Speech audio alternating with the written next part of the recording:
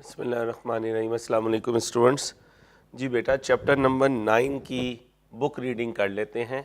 The published financial statements are available for review of external stakeholders, owners, lenders, suppliers, customers. हमने बताया था कि stake holder दो तरह के होते हैं, कुछ इंटरनल, कुछ एक्सटर्नल। इंटरनल के बाद तो मैक्सिमम इंफॉर्मेशन होती है, एक्सटर्नल्स को इंफॉर्मेशन प्रिंट करके देनी होती है, इसलिए पब्लिश की जाती है financial statement. Who use it to evaluate the financial performance, financial position, liquidity and cash flow of an entity.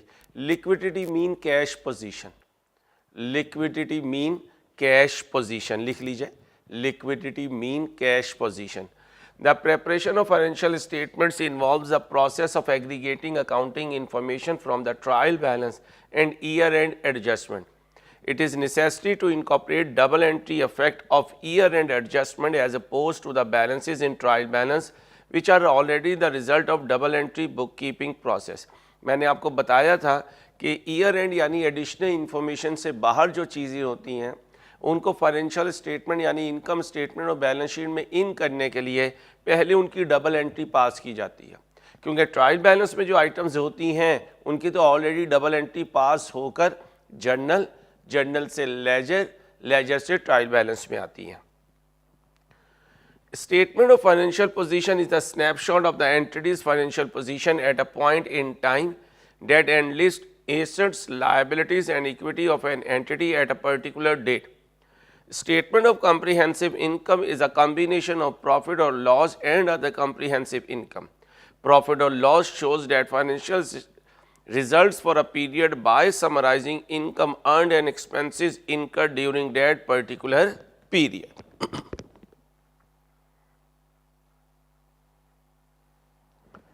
Presentation of financial statements. IAS 1 presentation of financial statement prescribes the basis for presentation of general purpose financial statements to ensure comparability both with the entity's financial statement of previous periods and with the financial statement of other entities. ये interpretation या comparability मैं सिखाऊंगा FAR 1 में, जब मैं आपको interpretation of financial statement सिखाऊंगा। It set out overall requirements for the presentation of financial statements, guidelines for their structure and minimum requirements for their content. General requirement, true and fair view. Financial statement इस तरीके से बनानी है कि वो true and fair view दे रही हो। True and fair view क्या होता है? जो हकीकत है वही नज़र आ रही हो, कोई विंडो ड्रेसिंग ना हुई भी हो, कोई चीज़ों को मैनिपुलेट ना किया गया हो। Financial statement should present Fairlie the financial position, financial performance and cash flows of the entity. Comparatives. Comparative information for the immediately preceding accounting period should be disclosed. You will not be asked to provide comparative information. FR 1 में हम comparative information यानी पिछला साल भी show करते हैं। Introduction to accounting में सिर्फ हम current year शो करते हैं।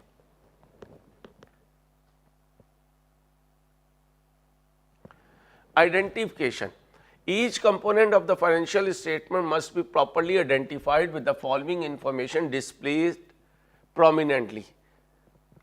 याद करें, इनकम स्टेटमेंट और बैलेंस शीट बनाते हुए एंटिटी का नाम बताता हूं, रिपोर्टिंग पीरियड बताता हूं, अगर इनकम स्टेटमेंट और पीरियड कवर्ड होता है, बैलेंस शीट हो तो डेट ऑफ बैलेंस शीट होती है।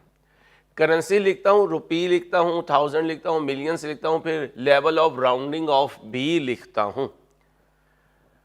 अदर टाइटल्स इंट्रो में नहीं है लेकिन पढ़ लेता हूँ। IAS 1 does not specify what the statement must be called and allows the use of other terminology. For example, a state of financial position is often called a balance sheet and a statement of profit and loss is often called an income statement. ये नाम मैंने आपको बताए हुए हैं। Editor को बुलाया हुआ है, अहमद से पूछें, एडिटर से बात हुई है। Requirements as to statement of financial position, current and non-current assets. IAS 1 states that an asset should be classified as a current asset if it satisfies any of the following criteria. एक asset current asset होगा अगर entity expect कर रही है कि उस asset से realise होगा या उसको सेल कर देंगे या उसको इस्तेमाल कर लेंगे इन नॉर्मल ऑपरेटिंग साइकिल। और normal operating cycle question silent होने पर 12 महीनों का होता है। The asset is held for trading purposes, the asset is held for trading purposes. The entity expect to realize the asset within 12 months after the reporting period. It is cash or cash equivalent, cash in hand, cash at bank, ये cash equivalent कहलाते हैं। Unless the asset is restricted from being sold for at least 12 months after the reporting date. Note, an example of cash is money in a current bank account. An example of a cash equivalent is money held in term deposit account with the bank.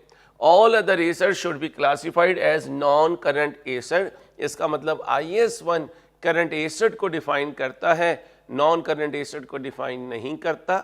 जो asset current ना हो वो non-current asset कहलाते हैं। This definition allows inventory or trade receivable to qualify as non-current as current asset even if they may not be realized into cash within 12 months.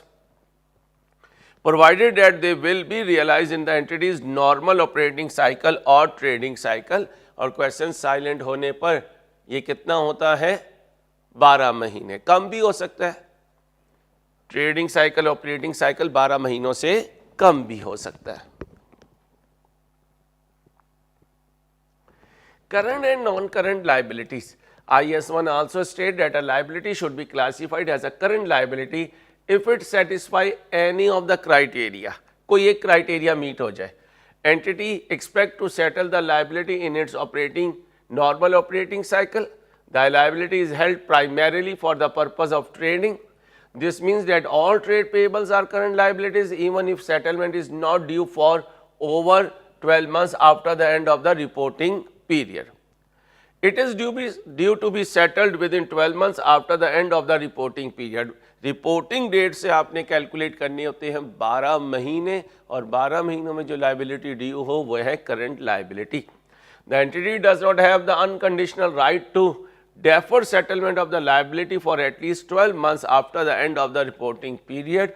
और entity के पास right नहीं है कि वो 12 महीनों से आगे किसी लाइबिलिटी को लेकर जाए, और अगर ये राइट नहीं है तो वो लाइबिलिटी कहलाएगी करंट लाइबिलिटी, और जो करंट लाइबिलिटी नहीं होगी वो बनेगी नॉन करंट लाइबिलिटी। इसका मतलब है IAS1 ने करंट लाइबिलिटी को डिफाइन किया है, all other liabilities are non current.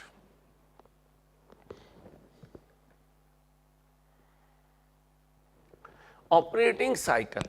The operating cycle of an entity is the time between the acquisition of assets for processing and their realization in cash or cash equivalent. When the entity's normal operating cycle is not clearly identifiable, it is assumed to be 12 months. This is almost always the case. Assets को acquire करके, inventory को acquire करके उनके पैसे आने तक के period को नॉर्मल ऑपरेटिंग साइकिल कहते हैं। और अगर क्वेश्चन में नॉर्मल ऑपरेटिंग साइकिल ना हो तो वो 12 महीनों का होता है। इसका मतलब है नॉर्मल ऑपरेटिंग साइकिल या तो 12 महीनों का होता है या उससे कम का होता है। Minimum face time items, IAS1 कहता है इनकम स्टेटमेंट बैलेंस शीट के आइटम में मिनिमम क्या लिखना है। IAS1 provides a list of items that as a minimum must be shown on the face of the statement of financial position as line item. Line item वो होता है जो balance sheet के face पे नजर आ रहा हो, माथे पे नजर आ रहा हो, उसको लाइन आइटम कहते हैं। जो पीछे वर्किंग में चीजें होती हैं उनको लाइन आइटम्स नहीं कहते।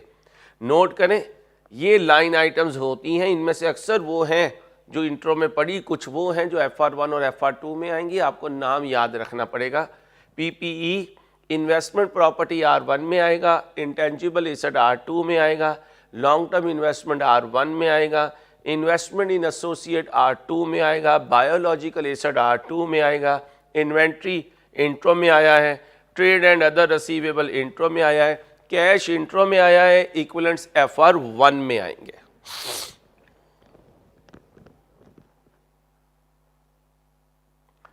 इसके बाद लाइबिलिटीज हैं, ट्रेड एंड अदर पेएबल है, प्रोविजंस R2 में आएगा, फाइनेंशियल लाइबिलिटी लोन आपको सिखा दिया, फाइनेंशियल लाइबिलिटी R2 में सिखाऊंगा, current tax liability but possibly asset यानी करंट टैक्स रिसीवेबल आ गया, आपका ज़्यादा गया हुआ एफबीआर की तरफ से, तो वो एसेट बन जाएगा।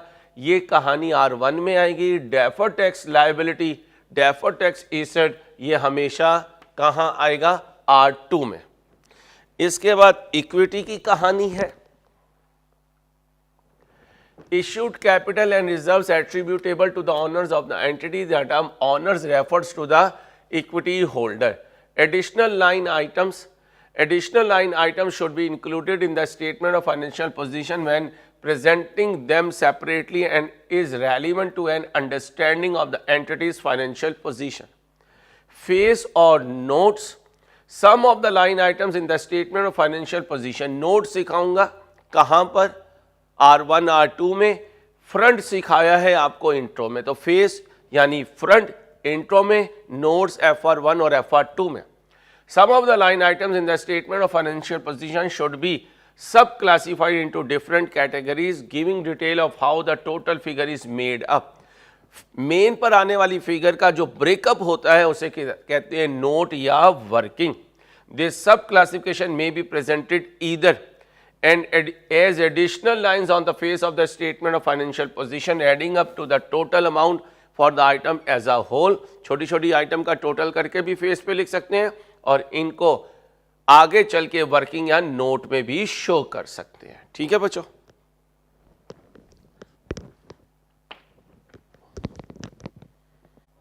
जी बच्चों, इक्विटी क्या है? Issued share capital and reserves attributable. Reserves क्या होते हैं? रिजर्व्स R1 में सिखाऊंगा, R2 में सिखाऊंगा। अभी ये समझें कि जो जमा शुदा प्रॉफिट्स होते हैं उन्हें रिजर्व्स कहा जाता है। Attribute to the owner of the entity. The term owners refers to the equity holder, और इक्विटी होल्डर का मतलब shareholder. Additional line items. Additional line items should be included in the statement of financial position when presenting them separately and is relevant to an understanding of the entity's financial position. आगे आ जाए, face और notes ये अभी सिखा दिया था आपको, equity भी पढ़ा दिया था। मजीद मूव करते हैं। इसको इतना पढ़ने की जरूरत नहीं है।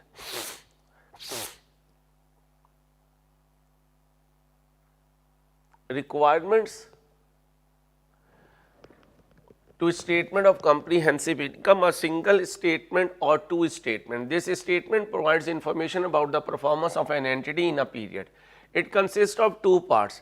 A statement of profit or loss, a list that summarizes the revenues, costs and expenses incurred during a specified period which result in a profit or loss for the period, and a statement of other comprehensive income.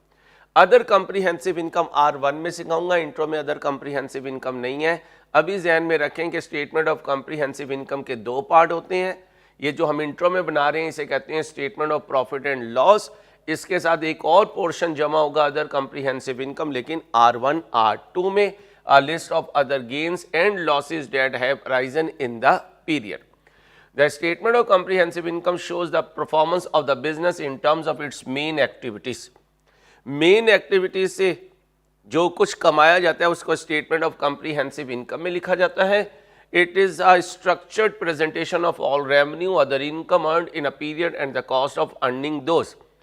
IAS 1 allows an entity to present the two sections in a single statement or in two separate statements. If two separate statements are used, they should include all the information that would otherwise be included in the single statement of comprehensive income. Total comprehensive income, इसके दो part हैं।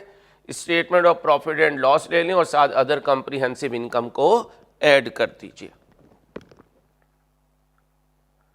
फिर क्या कह रहा है? Minimum face items.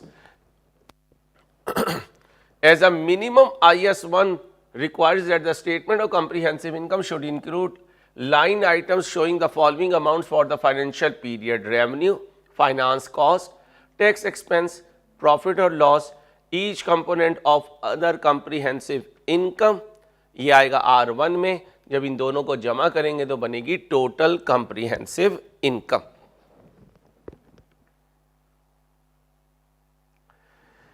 Income statement या statement of comprehensive income में एडिशनल लाइन आइटम्स क्या हो सकती हैं? Additional line items should be presented on the face of the statement of comprehensive income when it is relevant to an understanding of the entity's financial performance. Face और notes वही बताया, main पे जो आ रहा होगा वो फेस होगा, आगे जो वर्किंग होगी उन्हें नोट्स कहा जाता है। यहां एक एमसीक्यू आपको आ सकता है, इंपॉर्टेंट है। Material items of income and expense लिखा जाता है, an analysis of expenses providing either expenses analysed by their nature और expenses analysed by the function that has incurred them. ये वाला काम मैंने आपको इंट्रो में सिखाया हुआ है। एक्सपेंसेस बाय फंक्शन लिख लीजिए। एक्सपेंसेस बाय फंक्शन, इसके 3 पार्ट्स हैं, बल्कि 4 पार्ट्स कर लें। Admin expense, selling expense, distribution expense, finance cost. इसका मतलब इंट्रो में मैंने आपको इनकम स्टेटमेंट में एक्सपेंसेस बाय फंक्शन सिखाए हुए हैं। बाय नेचर इंट्रो में भी नजर नहीं आएंगे, FR1 में भी नजर नहीं आएंगे, FR2 में भी नजर नहीं आएंगे, लेकिन एग्जिस्ट करते हैं। बिल्कुल ऐसे ही जैसे रनिंग बैलेंस बहुत रेयर नजर आता है, ऐसे ही expenses analyse by their nature भी रेयर नजर आते हैं। Most commonly expenses analyse by their function होते हैं, सेलिंग, एडमिन, डिस्ट्रीब्यूशन और फाइनेंस कॉस्ट। बाय नेचर आपको अपनी स्टडीज में बहुत रेयर नजर आते हैं, लेकिन एग्जिस्ट करते हैं। बहुत रेयर कंपनीज अपने एक्सपेंसेस को बाय नेचर डिवाइड करती हैं। एग्जाम्पल्स ऑफ मटीरियल आइटम कहता है मटीरियल एक्सपेंसेस कौन कौन से होते हैं? मटीरियल मीन मेन जो हैवी एक्सपेंसेस होते हैं। राइट डाउन ऑफ इन्वेंट्री सिखाया हुआ है चैप्टर नंबर 7 में, फ्रॉम कॉस्ट टू NRV, और write down of items of PPE to recoverable amount. ये आपके सिलेबस में नहीं है। PPE को उसकी रिकवरेबल अमाउंट पर लेकर जाना, इसको इंपेयरमेंट लॉस कहते हैं। R1 में सिखाऊंगा, IS 36। The cost of restructuring of activities FR2 में सिखाऊंगा। डिस्पोजल ऑफ PPE R1 में सिखाऊंगा। डिसकंटिन्यूड ऑपरेशन R1 में सिखाऊंगा। लिटिगेशन सेटलमेंट R2 में सिखाऊंगा। Reversal of a provision R2 में सिखाऊंगा। तो फिर यहां क्यों लिखा है भाई? ICAP की मर्जी है, आप इसको सिर्फ याद करेंगे, ये सारी चीजें आपके सिलेबस में नहीं है। इसके बाद कहता है analysis of expense by nature. Analysis of expense by nature, when expenses are analyzed according to their nature, the categories of expenses will vary according to the nature of the business. In a manufacturing business, expenses would probably be classified as raw material and consumables. ये consumables indirect material होते हैं, cost accounting में सिखाऊंगा। Staff cost, employ benefit cost, इसका standard जो है ये CFAP में सीखेंगे। डेप्रिसिएशन कुछ इंट्रो में सिखाई है, कुछ R1 में सिखाऊंगा। Items of expense that are immaterial are presented as other expenses. छोटे छोटे एक्सपेंसेस एक जगह इकट्ठे कर दिए जाते हैं, उन्हें कहते हैं अदर एक्सपेंसेस या sundry expenses.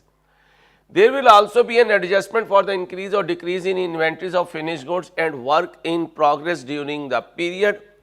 Other entities, non-manufacturing entities may present other expenses that are material to their business. तो फिर अगर कोई MCQ आ जाए कि एक्सपेंस बाय नेचर में क्या चीज़ें होती हैं, तो ये 3 आइटम होती हैं, raw material and consumables use, staff cost, employ benefit cost जो सैलरीज वगैरह होती हैं, other benefit bonuses overtime etcetera, और डेप्रिसिएशन।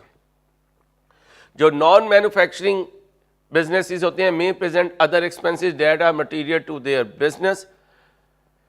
ये क्या सिखा रहा है कि statement of comprehensive income analysis of expense by nature, ये आपने इंट्रो में नहीं पढ़ा, ये R1 में नहीं पढ़ेंगे, R2 में नहीं पढ़ेंगे, एग्जिस्ट करता है, इसलिए ये फॉर्मेट में आपको दिखा रहा हूं। कहता है अगर एक्सपेंस को बाय नेचर लिखो तो रेवेन्यू लिखना, उसमें अदर इनकम ऐड कर देना, और फिर ये वो फॉर्मेट है जो बाय नेचर अगर एक्सपेंस लिखें तो इनकम स्टेटमेंट का होता है। Changes in inventories of WIP and finished goods, raw material and consumables used, staff cost, depreciation, other expenses, finance cost. इसका मतलब जो इंट्रो में बाय फंक्शन किया या जो बाय नेचर है, इसमें फाइनेंस कॉस्ट अलहदा ही होती है, उधर सेलिंग, एडमिन और डिस्ट्रीब्यूशन हो जाते हैं। यहाँ 1 2 3 4 और 5 कैटेगरीज होती हैं। तो ये एमसीक्यू भी आ सकता है कि बाय नेचर एक्सपेंसेस लिखे जाएं तो कितनी कैटेगरीज होती हैं? 1 2 3 4 5। उसी तरह अदर कॉम्प्रिहेंसिव इनकम होता है। ये अदर कॉम्प्रिहेंसिव इनकम आपके सिलेबस में नहीं है, याद रखने के लिए रटा लगा सकते हैं, गेन ऑन रीवैल्यूएशन या अदर गेन और लॉसेस। ये आपके सिलेबस में नहीं है, इस तरह इनकम स्टेटमेंट नहीं बनाएगा वो आपसे। ये आ गया analysis of expense by function. ये देखिए एडमिन, डिस्ट्रीब्यूशन, अदर एक्सपेंसेस और नीचे फाइनेंस कॉस्ट। ओके हो गया बच्चों। इसमें भी ओसीआई अदर कॉम्प्रिहेंसिव इनकम वैसे ही लिखा जाएगा, gain on revaluation, other gain और लॉसेस। ये हमने बनाया हुआ है, ये आपको बनाना आता भी है। कहते हैं financial statement of a service organisation. Service organisation do not sell goods but provide services to its clients by using the innovative and technical skill set and expertise of its personal. Personal mean employees, workers, जो भी कह सकते हैं, consultants. Examples include investment banking, consulting, audit, accounting and advisory firms. ये है trading company या manufacturing company की कहानी और ये है सर्विस बिजनेस की कहानी। यहाँ से एमसीक्यू आ सकता है। मैन्युफैक्चरिंग बिजनेस हो, ट्रेडिंग बिजनेस हो, इनके एसेट्स की ज़्यादातर परसेंटेज इन्वेंट्री पे होती है। इनकी लार्ज परसेंटेज डेटर्स, रसीवेबल, इनकम रसीवेबल वगैरह होती है, क्योंकि यहाँ इन्वेंट्री नहीं होती। ना ये गुड्स बनाकर बेच रहे हैं ना खरीद कर बेच रहे हैं, ये तो अपनी स्किल्स की बेस पर सर्विस दे रहे हैं, जैसे हमारे कैमरामैन सर्विस देते हैं। जो ट्रेडिंग बिजनेस या मैन्युफैक्चरिंग बिजनेस होता है, इसमें कैश ऑन हैंड कम होता है। सर्विस ऑर्गेनाइजेशन में कैश जो है वो ज्यादा ब्लॉक हुआ होता है। Their capital is tied up in relatively illiquid asset. Liquid asset cash को कहते हैं वो एसेट जो जल्दी से कैश में कन्वर्ट हो जाए। इलिक्विड एसेट जो जल्दी से कैश में कन्वर्ट ना हो। सबसे हाईएस्ट लिक्विड एसेट आपकी जेब में पड़ा हुआ कैश है, फिर आपका बैंक बैलेंस है, क्योंकि डेटर या इन्वेंट्री से पैसे निकलवाने में टाइम लगता है, इसलिए इनको हाई लिक्विड एसेट नहीं कहते। The funds of a service companies are usually tied up towards account receivable. There is no line item for the cost of goods sold, क्योंकि ये बनाकर बेचते नहीं है, खरीद कर बेचते नहीं है, in the income statement of service companies. तो याद रखें, ट्रेडिंग बिजनेस और मैन्युफैक्चरिंग बिजनेस का ज्यादातर पैसा इन्वेंट्री में ब्लॉक हुआ होता है, इसलिए इनके हाथ में कैश कम होता है। इधर सर्विस ऑर्गेनाइजेशन का ज्यादातर पैसा डेटर्स में ब्लॉक हुआ होता है, और कोई फॉर्मेट नहीं है सर्विस ऑर्गेनाइजेशन की इनकम स्टेटमेंट वगैरह बनाने का या बैलेंस शीट बनाने का।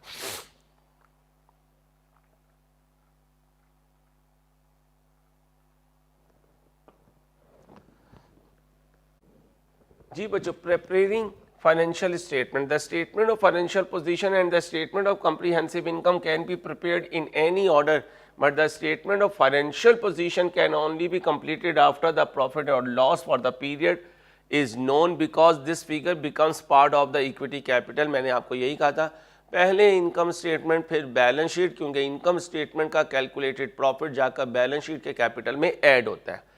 Opening and closing inventory and the cost of sales. The cost of sales in the statement of comprehensive income is not the cost of goods purchased or the cost of goods produced. It must be the cost of goods sold. The accrual or matching concept must be applied. Accrual concept आपको chapter number 4 में सिखाया था, क्योंकि पुराने ज़माने में cash base accounting होती थी, कैश के आने जाने पे एक्सपेंस और इनकम रिकॉर्ड होता था। अक्रूवल बेस अकाउंटिंग कहती है जब ट्रांजैक्शन परफॉर्म हो जाए उस वक्त उसको रिकॉर्ड कर लो, पैसा जब आना होगा या जाना होगा उस वक्त कैश का आना जाना रिकॉर्ड करना। इसलिए अक्रूवल प्रीपेमेंट की वजह से expense payable, prepaid expense, income receivable, income in advance, debtor और क्रेडिटर का कॉन्सेप्ट एग्जिस्ट करता है। मैचिंग प्रिंसिपल क्या कहता है, जिस साल का रेवेन्यू है उससे रिलेटेड सारे एक्सपेंसेस उसी साल के रेवेन्यू में से माइनस करो। जैसे कोई एसेट इस्तेमाल होता है और वो रेवेन्यू जनरेट करके दे रहा है, तो उस एसेट की डेप्रिसिएशन उस साल के रेवेन्यू से माइनस होनी चाहिए। जो आपने क्रेडिट सेल की हैं उससे सेल्स रेवेन्यू जनरेट हुआ, अगर उन डेटर से रिलेटेड कोई बैड डेट हुआ है तो वो उसी साल के जीपी में से माइनस होना चाहिए। इसको कहते हैं matching principal. When there are differences between the quantity of material purchased or made and the quantity of material used or sold, there is an increase or decrease in inventory during the period. To calculate the cost of sales for a statement of comprehensive income, it is necessary to make an adjustment for the changes in the amount of inventory. सिखाया हुआ है opening inventory लें, उसमें purchases add करें, closing less करें, cost of sales आ जाएगा। और manufacturing business का कॉस्ट ऑफ गुड्स मैन्युफैक्चर्ड भी सिखाया हुआ है। एडिटर आ गए, अहमद से बात हुई आपकी?